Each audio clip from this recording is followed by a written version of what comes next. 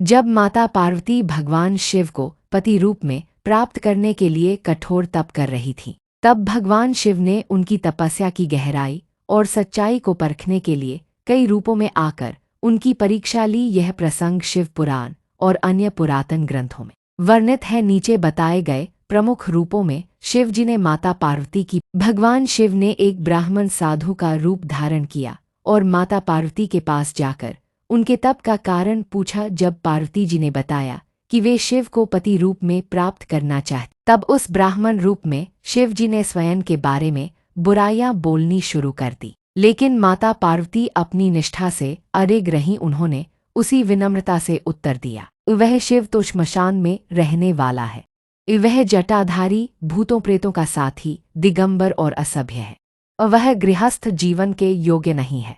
इस प्रकार की बातें कहकर उन्होंने माता पार्वती की भावना डिगाने की कोशिश की। शिव जैसे अद्वितीय देव की स्तुति करने वाले आप पहले ब्राह्मण हैं जो उनका उपहास कर रहे हैं, एक वृद्ध यति के रूप में।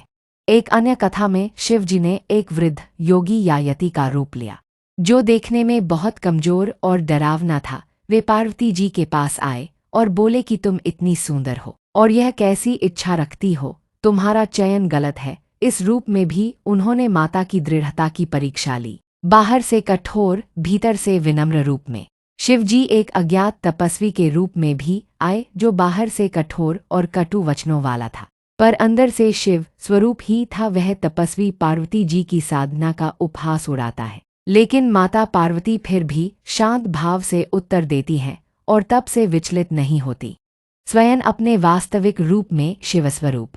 जब शिव जी को पूर्ण विश्वास हो गया कि पार्वती की भक्ति निष्काम, शुद्ध और दृढ़ है, तब अंततः वे अपने दिव्य रूप में प्रकट हुए और पार्वती को पत्नी रूप में स्वीकार किया।